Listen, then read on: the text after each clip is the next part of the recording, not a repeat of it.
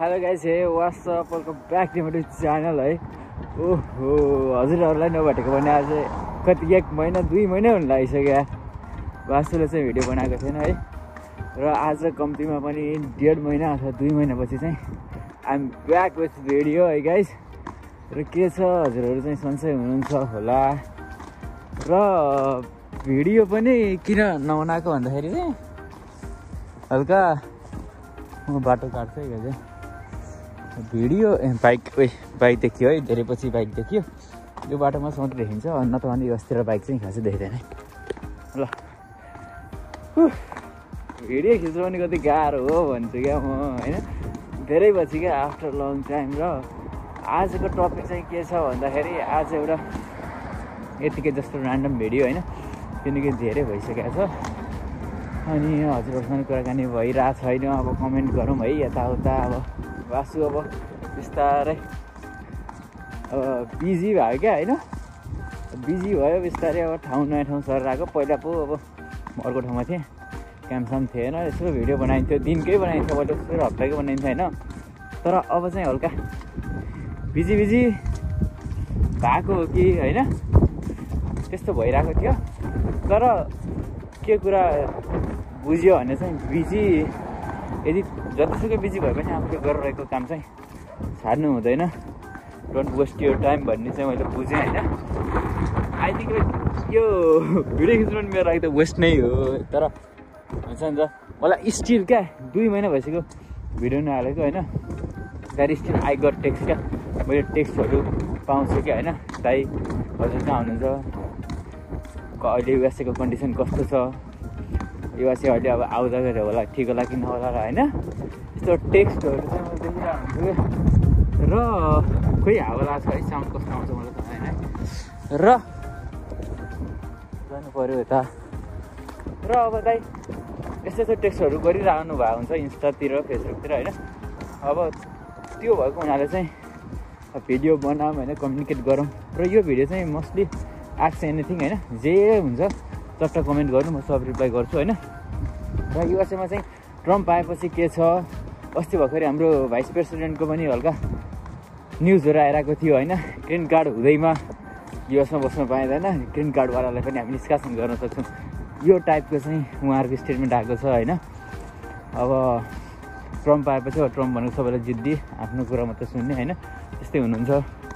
र यस्तै छ युएसए चाहिँ, अब यतिखेर अनप्रेडिक्टेबल छ होइन, anything can happen any time. तर के छ भने एउटा टाइम यस्तो आइसकेको थियो कि युएसमा बेकार होइन, नआउनै पर्ने रहेछ भन्ने भएको थियो। र अहिलेको यो पछिको टाइममा चाहिँ ठिकै छ ल, नेपालमा बसिरहेको भए पनि यस्तो गरिरहेको हुन्थ्यो। र अहिले चाहिँ यस्तो छ है भन्ने कुरा भइरहेछ। त्यति साह्रो हो खुसी त, अब खुसी त्यस्तै हो होइन। तर खुसी भए पनि यो सर्ट टर्म सेटिस्फ्याक्सन चाहिँ छ क्या। मान्छेहरू यहाँ आएपछि के भुल्छ भने यहाँ चाहिँ दुःख मात्रै देख्छ क्या। उसले त्यो दिन देख्दैन कि जति जुन दिन ऊ राति 2 बजेसम्म बसेर इन्टरभ्यूको डेट खुल्छ कि खुल्दैन भनेर बसेको क्या, उसले त्यो रात देख्दैन जसले ऊ मेनिफेस्ट गरेर चाहिँ मेरो भिजा लागोस् भनेर प्रे गरेको, त्यो देख्दैन। यहाँ आउने बित्तिकै के देख्छ, यता देख्छ उता देख्छ गर्छ। तर त्यही दुःखको लागि उसले प्रे गरिरहेको थियो नेपालमा होइन, त्यो त उसले देख्दैन। नेपालमा बसेर चाहिँ प्रे गरिरहेको छु, भगवान् मेरो भिजा लागोस्, जेसुकै होस् म सम्हाल्छु उता गएर भनेर जुन मान्छे आफ्नो हुन्छ नि त सबै कुरा। अब जब विदेश एप्लाई गर्छु भनेर जब घरबाट निक्लिन्छ त्यो मान्छे, उसले त सबै कुरा माइन्ड मेकअप गरेर हुन्छ नि त। अब म यहाँ यस्तै हो फ्युचर, जान्छु, दुःख गरिन्छ, अब गर्छु, एकछिन गर्छु होइन। दुःख सुख भन्दा पनि त्यही हो, life is full of ups and downs होइन। लाइफमा दुःख चाहिँ अब त्यस्तै हो। तर के छ, हाउ यु टेक इट भन्ने हो होइन, जे कुरा नि हाउ यु टेक इट भन्ने हुन्छ। र अब त्यही क्या, मान्छेहरू चेन्ज हुने क्या। अब पहिला त्यही राति 2-4 बजेसम्म बसेर रातभरि नसुतिकन भिजा कहिले लाग्ला, डेट कहिले पाइएला, ओहो भनेको छ, युट्युबमा गएको छ भिजा इन्टरभ्यू भनेको छ, उता अर्को कुनै एप्लिकेसनमा गएको छ, इङ्ग्लिस सिकेको छ, इङ्ग्लिस लर्न गर्नु पऱ्यो भनेको छ होला, इङ्ग्लिस होइन। अब कहिले आइएसको इक्जाम भन्यो, प्रिपेयर गऱ्यो, यता गऱ्यो उता गऱ्यो, डकुमेन्ट बनायो यताउता गऱ्यो होइन। अब यहाँ हुन्छ, अब यहाँहरू सुतेर खाना घरले दिँदैन होइन। नेपालमा चाहिँ अब हामी सुती खाएको बानी हुन्छ र यहाँ चाहिँ यस्तो मान्छेहरू सोचेर हुन्छ। यो भन्दै गर्दाखेरि हल्का होप चाहिँ पलायो होला होइन, किनकि मेरो पहिलाको रियालिटीवाला भिडियोहरूमा मेरो अर्को रियालिटीमा चाहिँ के थियो भने चाहिँ बेकार नेभर कम टु युएसए जस्तो टाइपको थियो नि त। तर आज चाहिँ हल्का होपफुल होइन, होपफुल टाइपको अब सबै निराशाजनक पनि त छैन होइन भन्ने कुरा चाहिँ हो। र यता यस्तै छ यताको सिनेरी होइन, सबै निराशाजनक छैन, केही आश पनि छ। र अब देशमा के त्यस्तै छ, देशमा बस्यो के हुन्छ, एउटा आउँछ ओइ आज राजावादी आन्दोलन छ पेट्रोल दिन्छ भन्छ कुद्नु पऱ्यो परेन, त्यस्तै हो क्या। कहिले राजतन्त्र भन्छ, कहिले गणतन्त्र भन्छ, कहिले रवि आऊ भन्छ। अब नेपाली जनताहरू फेरि कहिले रवि आऊ देश बचाऊ भन्छन्, कहिले राजा आऊ देश बचाऊ होइन, कहिले अब बालेन आऊ देश बचाऊ भन्छन्, कहिले के भन्छन्, कहिले कसले पेट्रोल दिन्छ, कसले के दिन्छ, त्यतै खोज्नु पऱ्यो। अनि त्यो आन्दोलनमा जानेहरू पनि फेरि भित्र विदेशको एप्लाई गरिरहेका हुन्छन्। अनि जुन दिन भिजा लाग्छ उडे राजा देश बचाउ छैन आन्दोलन।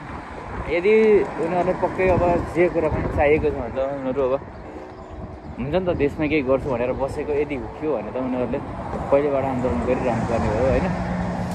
तर खोइ अब यो पोइन्ट अफ भ्यू मेरो यस्तै हो। आज हल्का के भयो होइन, त्यही भएर चाहिँ मैले यत्तिकै भिडियो खिचिदिएको होइन गाइस। र केही छ भने कमेन्ट गर भाइ एकदमै। र बिस्तारै अब म टपिकहरू आयो भने चाहिँ भिडियो चाहिँ बनाउँछु। मैले युट्युब पनि छोडेको छैन, मैले के हुन्छ यता हेरमै मैले रिप्लाई चाहिँ सबै हर कमेन्टको र हर मेरो म्यासेजको चाहिँ मैले गरिरहेको छु होइन। इन्स्टा मैले लगभग डिएक्टिभेट गरेँ होइन। अब इन्स्टामा भन्दा पनि मेरो यो फेसबुकतिर चाहिँ म्यासेज गरौँ होइन। अनि त्यही हो है, little bit hopeful for you guys. Let's see के हुन्छ। र म यहाँ बस स्टेसनमा गएर आएको खासमा होइन। आज हल्का यो के भन्छ फ्री राइड भन्ने कता हो सुनेको थियो नि त, हामी अब फ्री स्पिक जस्तो भयो क्या यो चाहिँ है, विदाउट एनिथिङ म बोलेको छु। र केही छ भने चाहिँ कमेन्ट गर भाइ, म जता पनि रिप्लाई चाहिँ म गर्छु क्या। एनी हाउ रिप्लाई नगर्ने चाहिँ होइन भासुले होइन, भासुले गर्छ त्यही हो गाइज है। ल म यहाँ चट्टै यहाँ बसेँ, ल बाई बाई है, फेरि है।